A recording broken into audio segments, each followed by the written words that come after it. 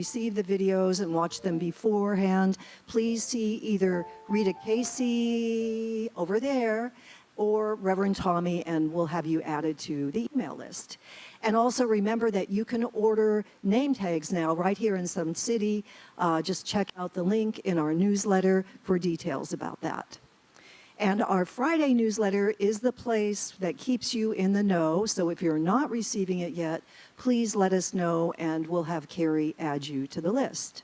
If you have any questions, see Reverend Tommy, any of our board members, which let's have them all stand up, board members, so people can see who you are. Okay, board members. And,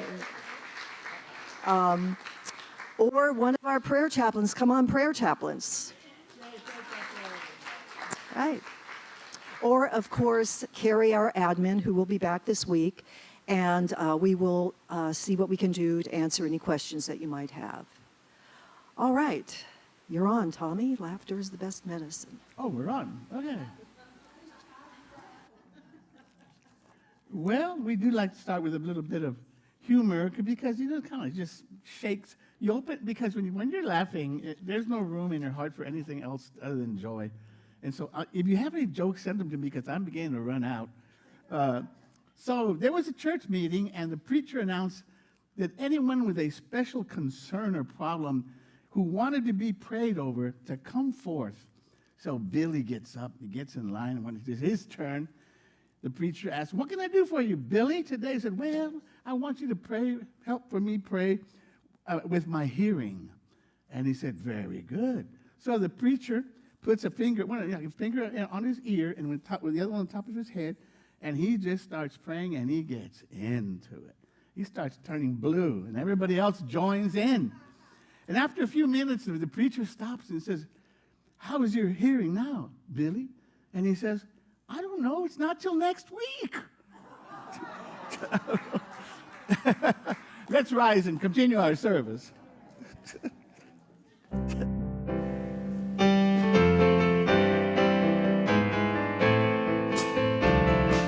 Like you mean it. I'm choosing heaven today. I'm choosing heaven today. I am walking the road of heaven right now, singing, I'm choosing heaven today. I'm choosing love today. I'm choosing love today. I am walking the road of heaven right now, singing, I'm choosing love today. I'm choosing life today. I'm choosing life today. I am walking the road of heaven right now, singing, I'm choosing life today. I'm choosing joy today. I'm choosing joy today. I am walking the road of heaven right now, singing, I'm choosing joy today. I'm choosing heaven today. I'm choosing heaven today. I am walking the road of heaven right now, singing, I'm choosing heaven today.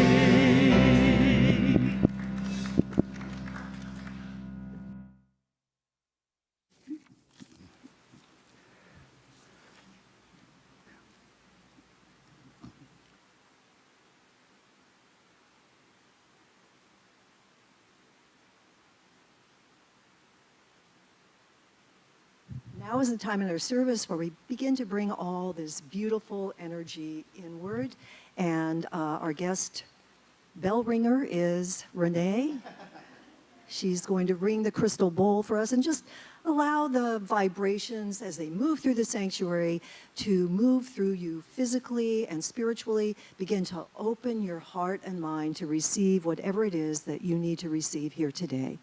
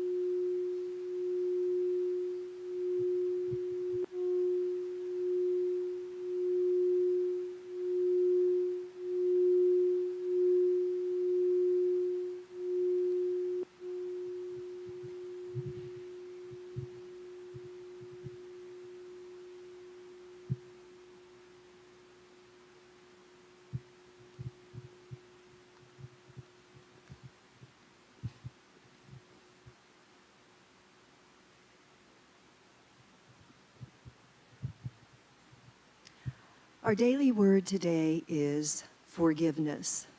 And the affirmation is, I find peace and freedom as I forgive.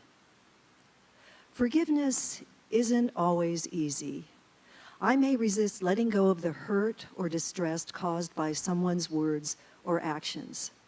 Even so, I know that forgiveness makes space for peace to flow to and through me. I release what has been, realizing the past cannot be changed. And as I do my inner work to forgive, I also forgive myself for hanging on to past hurts. With each step I take in the direction of forgiveness, I open to love. Love flows to me as healing energy and compassion. As I forgive, I heal. Letting go, my heart feels lighter and I feel ready to move forward. Now please read the affirmation with me twice. I find peace and freedom as I forgive. I find peace and freedom as I forgive. And now please join me in our unity statement of being and vision statement. There is only one presence and one power active in the universe and in my life, God, the good, omnipotence. Centered in oneness, we co-create a world of love, peace, and abundance.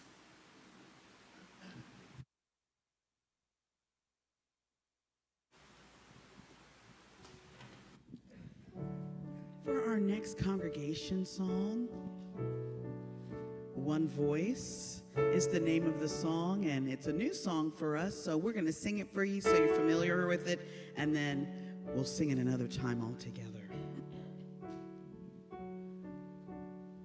This is the sound of one voice, one spirit, one voice, sound of one who makes a choice. This is the sound of one voice. This is the sound of one voice. This is the sound of voices too. The sound of me singing with you, helping each other to make it through. This is the sound of voices too. This is the sound of voices too. This is the sound of voices three, singing together in harmony, surrendering to the mystery. This is the sound of voices three. This is the sound of voices three. This is the sound of all of us, singing with love and the will to trust. Leave the rest behind, it will turn to dust. This is the sound of all of us. This is the sound of all of us.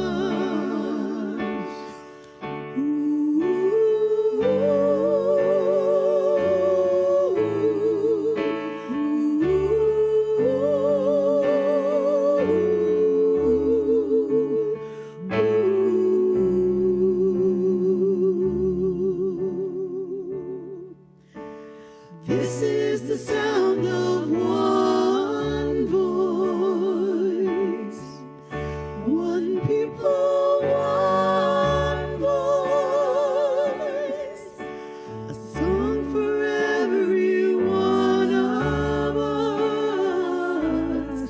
This is the sound of one voice.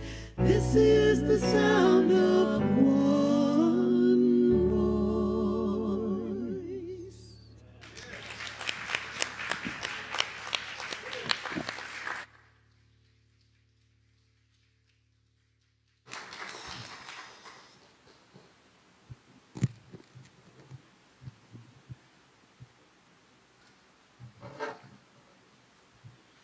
Oh, my. Thank you. Thank you. So beautiful.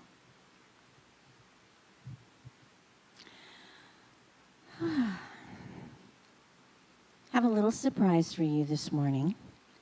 Instead of a quote, wisdom of the world, we're doing a little bitty spiritual practice based on what we're going to hear more about over the coming weeks, the Beatitudes. They're not simply teachings that are just put out there so that we can understand them. They're actually practices.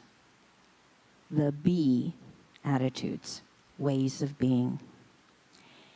So let's start with just a mini experience.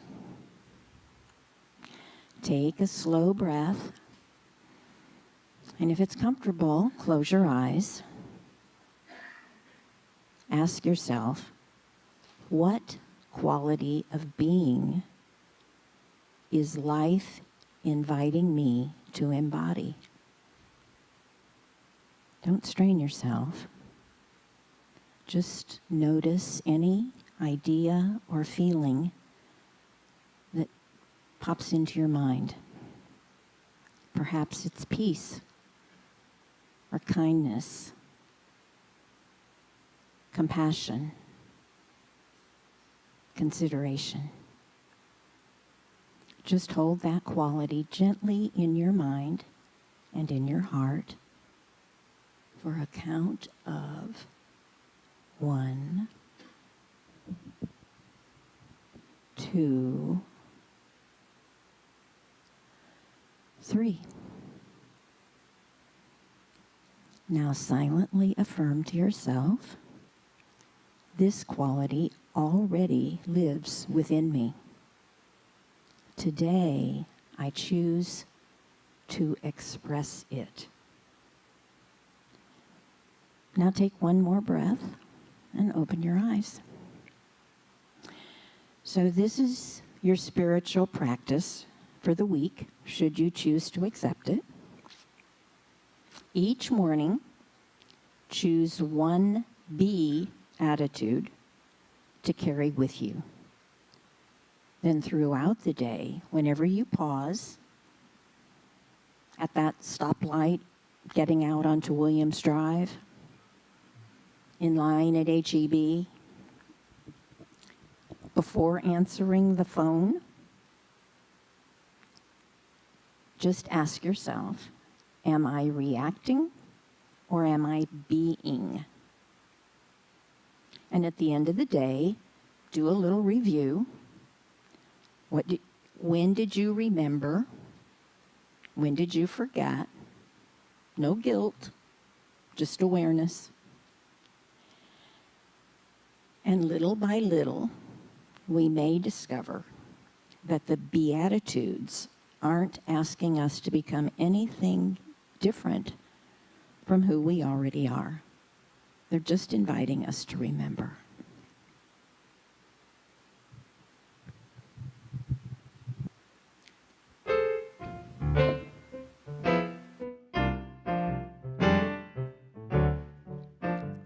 You're welcome to clap along.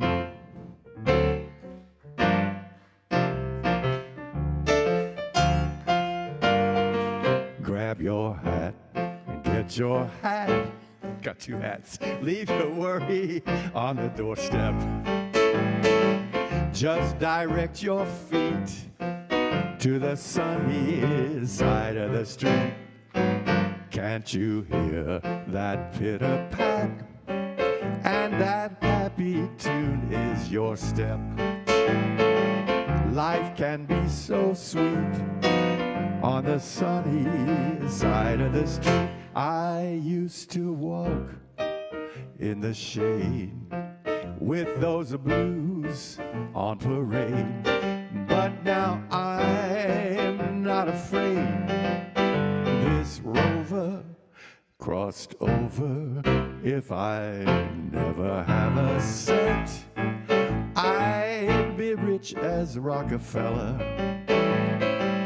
Gold dust at my feet on the sunny side of the street.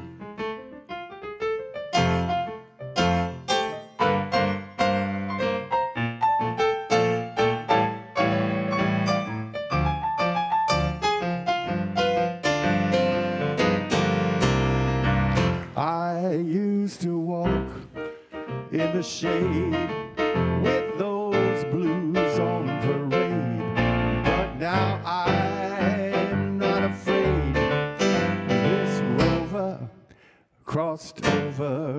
If I never have a cent, I'll be rich as Rockefeller. Gold dust at my feet on the sunny side of the street.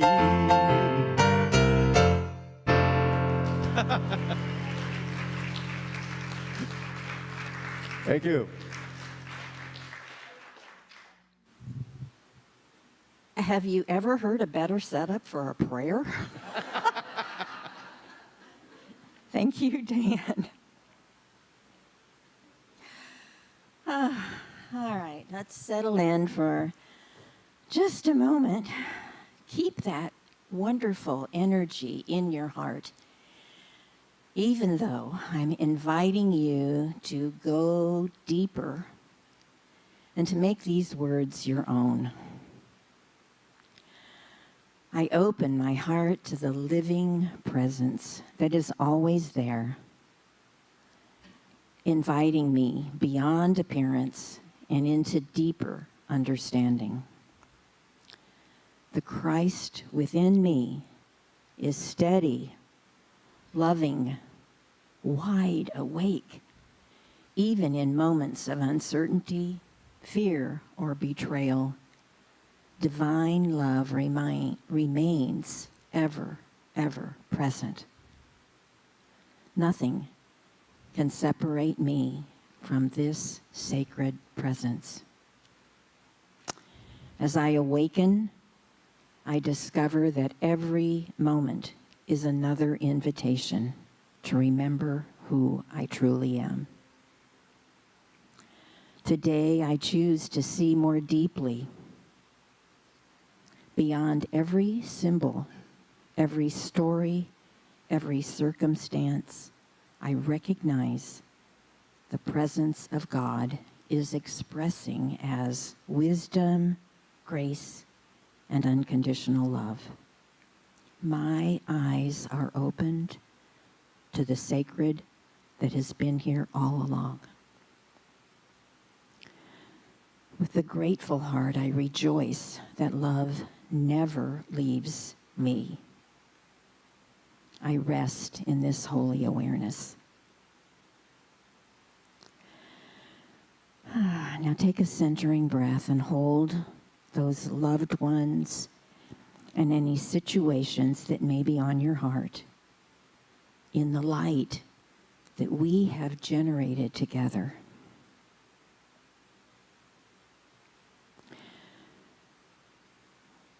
Let the thoughts fade away now as we enter the silence for a couple of minutes.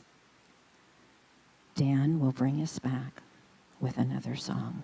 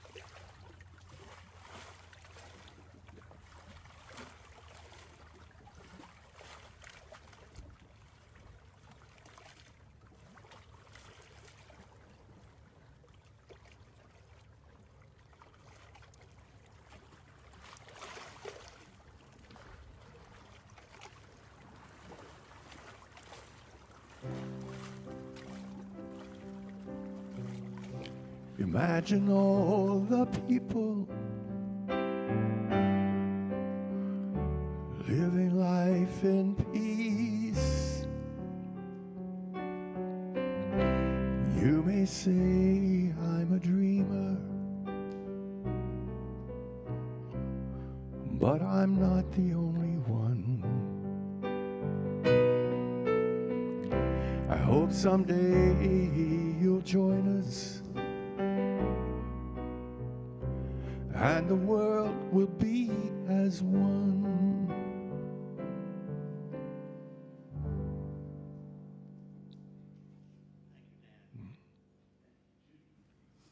And thank you, Carol and Cindy, for gracing us with your voices today. Yeah. And of course, Kim. But we know Kim. We love Kim. And Shonda. And Tom. What can I say? The music team is just phenomenal. It looks like it's getting better all the time. So, the Beatitudes, the attitudes of being. Since my first day here, I've been talking about taking steps towards change. And not only have we done that, we continue to do that. Because at Unity Georgetown, we know that it is important to be a friend of change because it is consistent with our open mind, open heart approach to living. It is also consistent with our spiritual unfolding because it opens us up to seeing life in a new way. And that openness creates a receptiveness that allows for the universe to add new colors to our spiritual color palette. New colors that lead us to new paradigms of understanding, such as the new Copernican revolution. It takes us into the deep water understanding of the great odyssey that we called life on earth. In addition, for me, it also brought deep water understanding to the old traditions as well. And that helped me to reconcile my Christian Catholic upbringing with my understanding of this new paradigm, reinforcing the model of oneness, because it has allowed me to see that the old tradition, the depth of the old tradition and the depth of the new traditions are not determined by the traditions, thereby determined by my ability to see the depth within them. Wisdom, we have discovered, is in the Vedics, it's in the Gnostic Gospels, it's in the metaphysical interpretation of Scripture, it's in all paths. And I have said it before, but it bears repeating. As when I was growing up as a Catholic, I always had this feeling that something was right with it, and yet something somehow was not. And I have come to understand that what was right about it was the simple message of the Master Jesus, a message of love, healing, and forgiveness. And what was not, or let's say, what did not resonate with me was the interpretation that came out of Christianity, beginning with the message of exclusivity. That never made sense to me. Separation never made sense to me. And when I came to Unity, I learned that this was the result of the difference between the story of Jesus and the story about Jesus. The story about Jesus came out as a result of Paul's apocalyptic theology. Had Christianity become the teachings of Jesus, we would have a very different looking Christianity, one that looks a whole lot more like Unity. And because many of the people who come to Unity come from the tradition and are not clear about this, I wanted to bring this to the foreground today. And I personally found it very interesting and fascinating to connect the two, the new with the old. So I'd like to take, as I said earlier, a deep water approach to something very familiar, the Beatitudes. And they're found in Matthew and in Luke. And since I wrote that, I've come across realizing that they're also in the Gospel of Thomas, not the way presented in the canonical scriptures, but in little sayings here and there. They are in there. Not all of them, but some of them.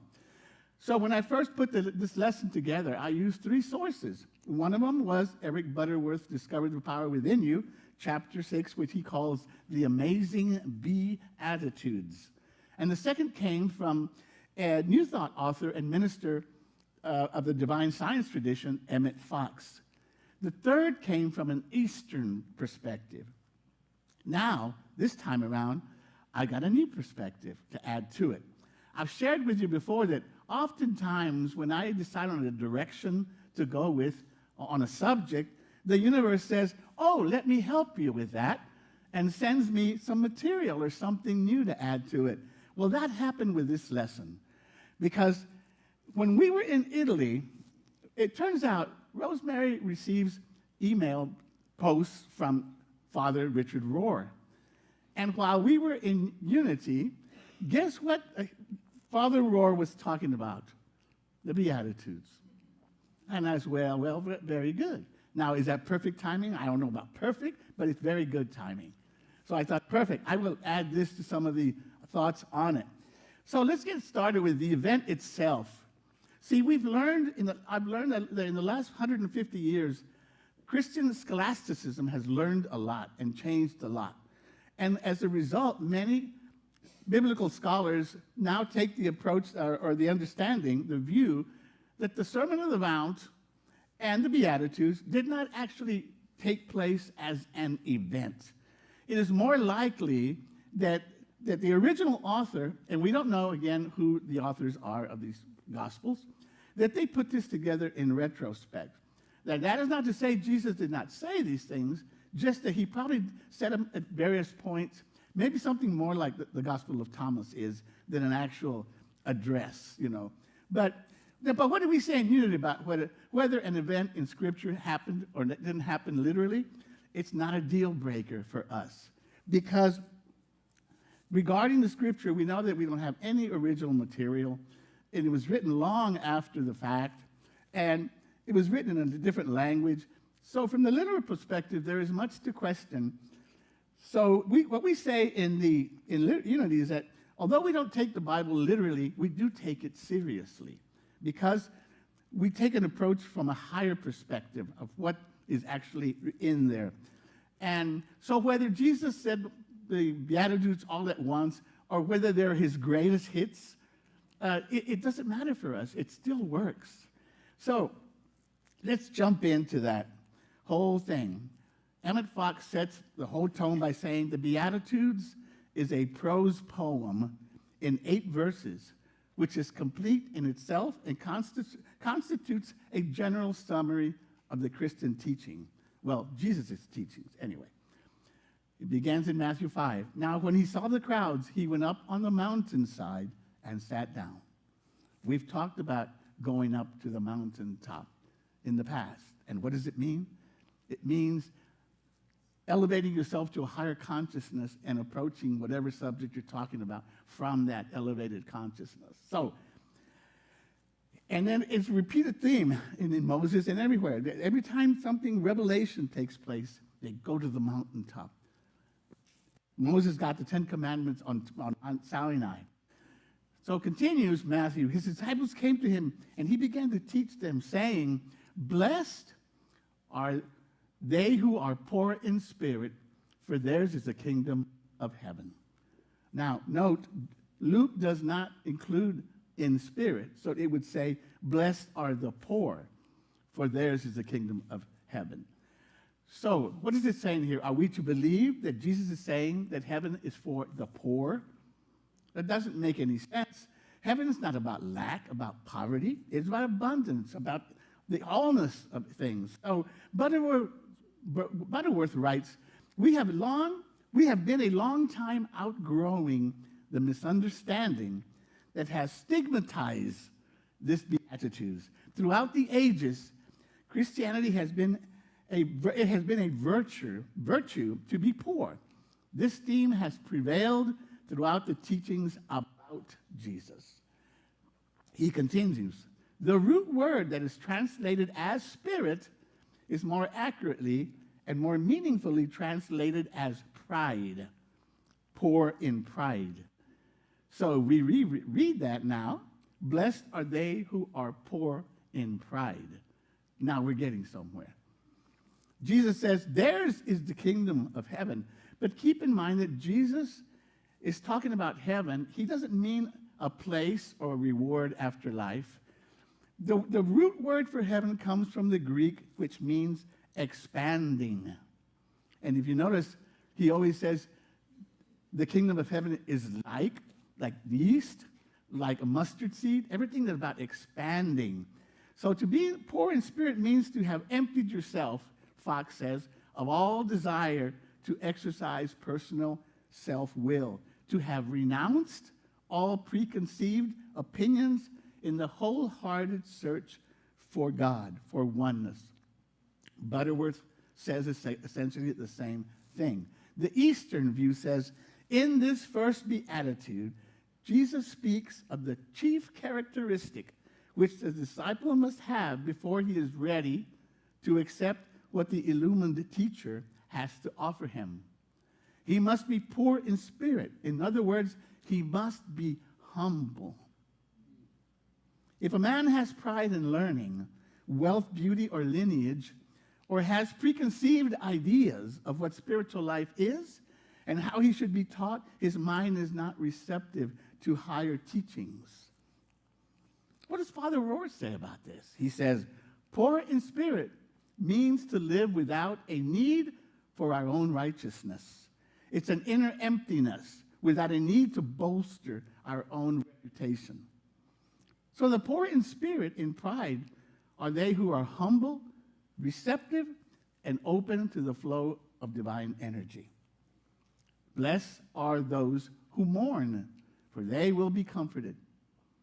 Emmett Fox says, mourning or sorrow is not in itself a good thing. For the will of God is that everyone should experience happiness and joyous success. Nevertheless, trouble and suffering are often extremely useful because many people do not bother to learn the truth until they are driven so by sorrow or failure. Here we go with the need for suffering. I don't think it's necessary, but is it a learning mechanism? It can be. I mean, look how many people are born again in the gutter or in prison. Look at the prodigal son. When was he born again? When he hit rock bottom when he was feeding the swine. So then those who mourn or long for the union with God will be comforted. Father Rohr says, weeping over our sin and the sin of the world is entirely different mode than self-hatred or hatred of others. The weeping mode, he says, if I can call it that, allows us to bear the pain of the world without looking for perpetrators or victims. Blessed are the meek, for they shall inherit the earth. Just to note, this beatitude is not in Luke, but it is found in Psalm 37. The meek will inherit the land and enjoy great peace. Butterworth writes, the meek consciousness is not self-centered. It is a God-centered consciousness. It is the humble recognition of human limitations, but confident in the conviction of divine resources. I like that. We recognize our human limitations, but we are confident about our divine resources. So we keep trying to head in that direction. It is a surrender of sorts, the book says, but meek does not mean being a doormat or even passive. A meek consciousness is a serving consciousness.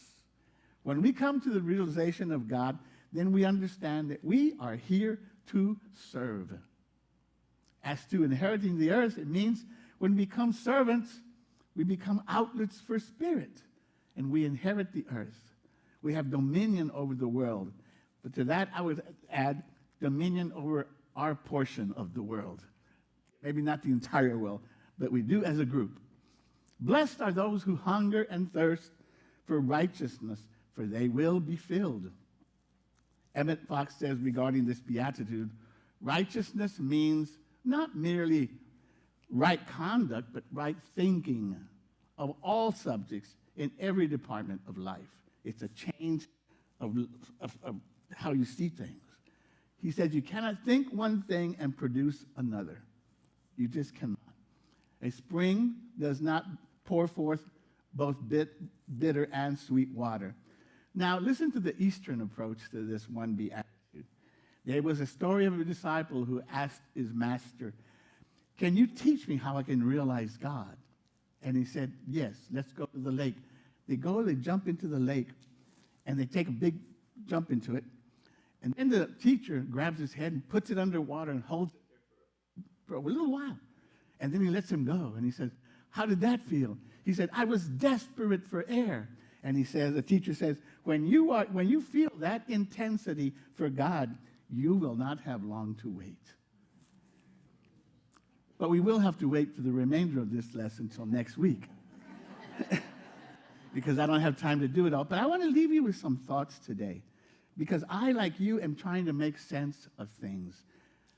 The things that I have been told and the things that I have learned along my spiritual journey, especially when it comes to the story of Jesus, because it has had such a strong influence in our Western worldview. And I just got back from Italy, and I had a strong reminder of the influence of this one man. That, you know, the opulence of the churches over there is just over the top.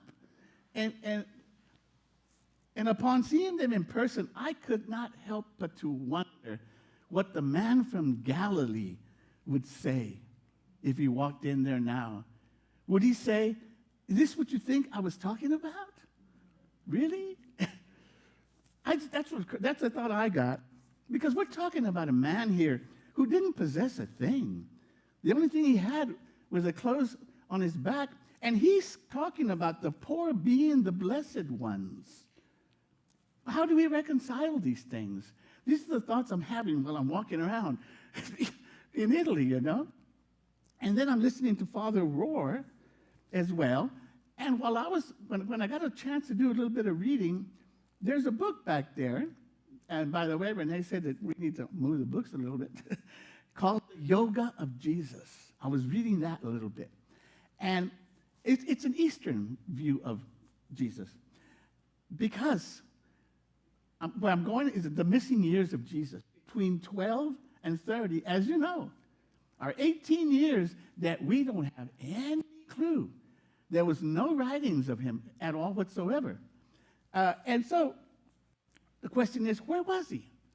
And there's speculation that he had gone to the East to study with the Eastern masters. And I'm putting things together and say, well, there is a connection. Remember, the East, the three kings, the three guys from the East came to see him when he was born. So it's kind of like, now I'm going to go see you type thing. So there's all these things going on. And in that book, it says that Jesus, that it is written in some of the texts of the monasteries there of a saint, Isses, I think it's Isis or Isis, that came from Israel and who spent time with them between the ages of 14 and 28, it says. And that he learned about the Eastern approach of seeing things. And if you think about it, much of the stuff that was put aside has a lot of that Eastern tone to it, of Jesus' significance. And I think that's important. And last week at LGM, we talked about St. Thomas Aquinas. And his gift to the world was putting together faith and reason, science and religion into one picture type thing. And he said that the reason is the greatest gift that God ever gave us. And if you recall, I quoted you a Galileo saying one time. It said, "I do not feel obligated to believe that the same God who has endowed me with sense, reason, and intellect has intended us to forego their use." So where am I going with all this? Well, returning to Father Rohr, because he talks about being poor in pride or the lack of connection of identifying with our ego and the outer world. And he said that is the opening line of the Beatitudes. How important must it have been that Jesus sat down and said, "I'm going to tell you something, and I'm going to start with the most important. Get rid of your pride." Get rid of that, your me stuff. he says, Jesus is saying, happy are you. You are the freest of them all. And I think that makes a connection with because the Central Eastern approach to living is non-attachment. That's a big one in the East. And Father Rohr says, the higher we are up in a system, the more trapped that we are. The more we are outside the system, the more free we are. I found that interesting. When we are high in anything, we are expected to represent it, to hold it together, and to affirm it. How blessed are the poor in spirit, the ones who don't have to play any of these games. And I'm going like, wow, that's interesting. Jesus is recommending a social reordering here, a quite different practice from what we normally do. Now, he also, Father Rohr says, he points out, he's also talking about the kingdom of God is theirs. He's not talking future tense. He's talking present tense. And so he says, we are the free ones now if we remain without anything to protect, anything that we need to prove or to defend. If we live in that freeness, we are the happiest. And so it is.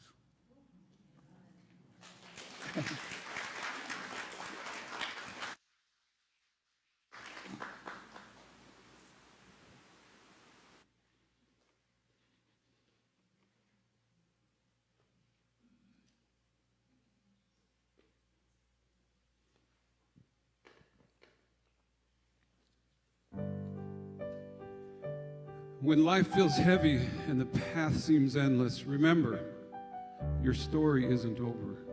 Hope and strength are just words.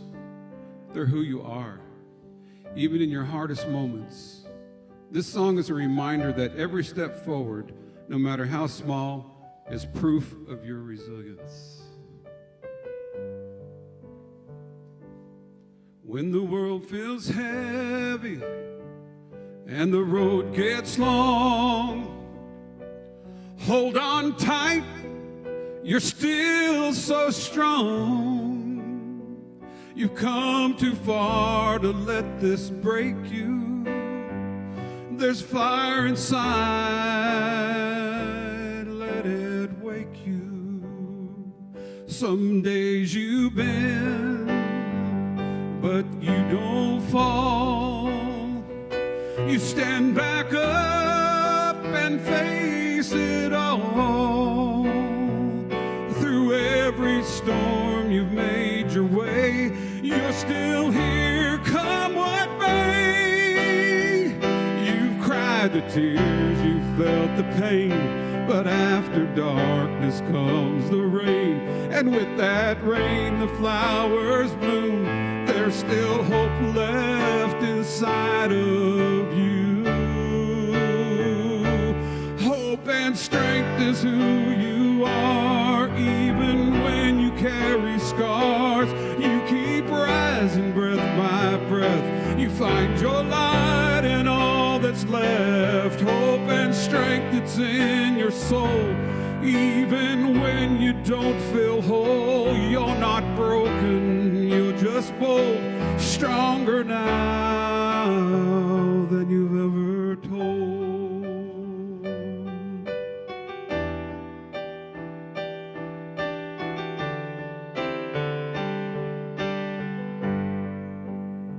You've heard the doubt, you face the fear, but you look around and you're still here. You're more than all the hurt and noise. You still have power, you still have choice.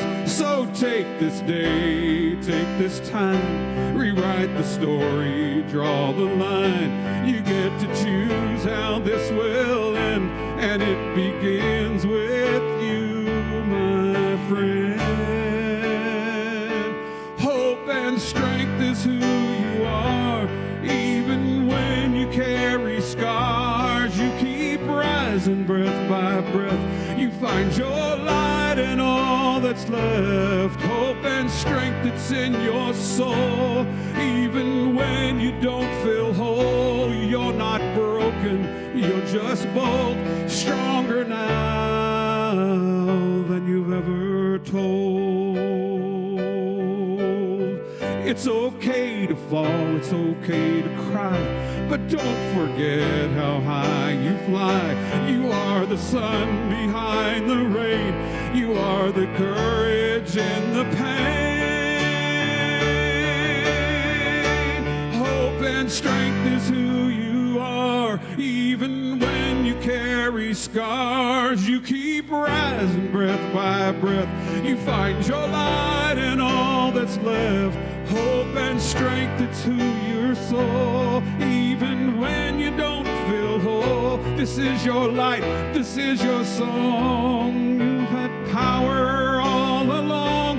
Hope and strength, don't let it fade. You are the light that darkness made, and every step you choose to take is proof you've got what it takes.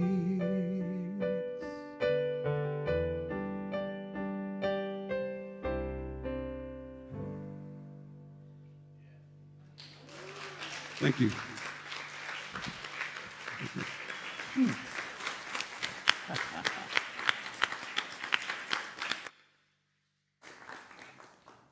Thank you, Tom.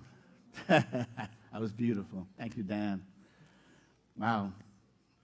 See, I feel different than when I did when I got here, so I trust you do too. It's just a change. We could just be in this presence of this love that we create together on Sunday mornings, and it's just a blessing, I think, to all of us. So we take this is the time when we offer our gifts and our tithes to the spiritual community so that we can continue to do the work of elevating the consciousness of the planet by sending out all this massive amounts of loving energy. So we take our tithes in our hands, and together we say, divine love through me blesses and multiplies all that I have, all that I give, and all that I receive. I give in love, and I trust God.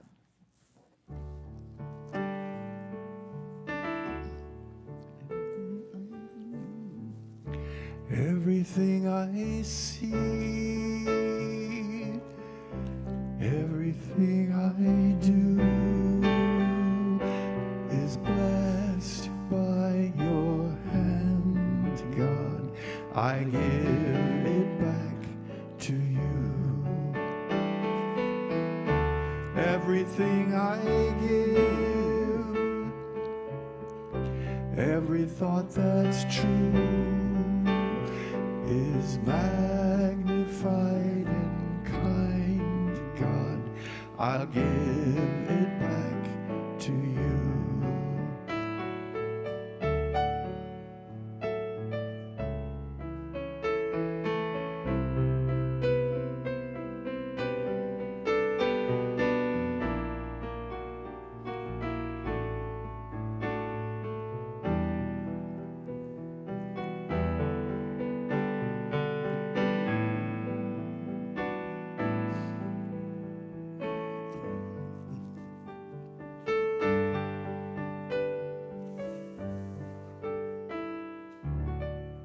Join me in our offering dedication. We bless and dedicate these tithes and offerings as an expression of divine love, and we release them to manifest that love in our community and in our world. We bless our planet Earth and all of its inhabitants. We love you. We bless you.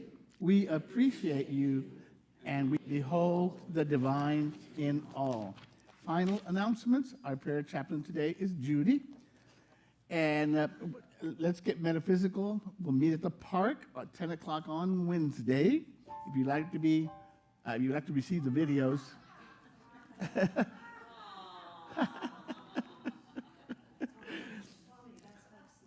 Oh, this is from Huck.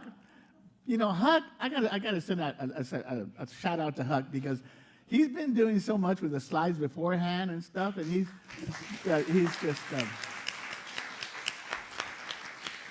Huck is just born again. Man, what can I say?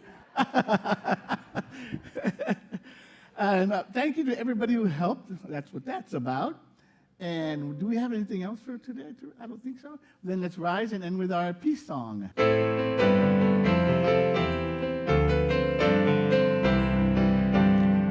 Let there be peace on earth, and let it begin with me. Let there be peace on earth, the peace that was meant to be, with God as creator, family all are we. Let us walk with each other in perfect harmony. Let peace begin with me. Let this be the moment now. With every step I take, let this be my joyous vow. To take each moment and live each moment in peace eternally.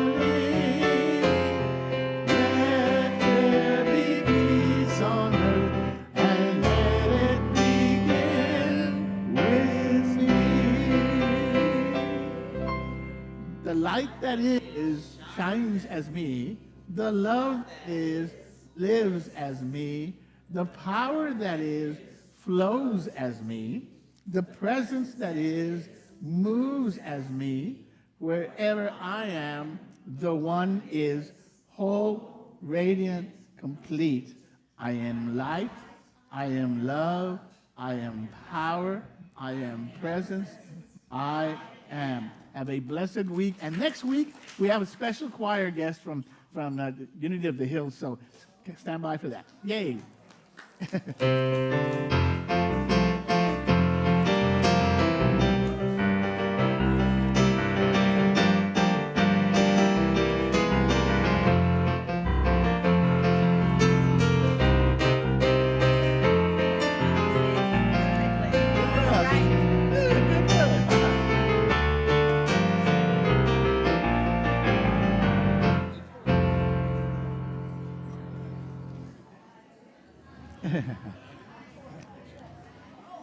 Good.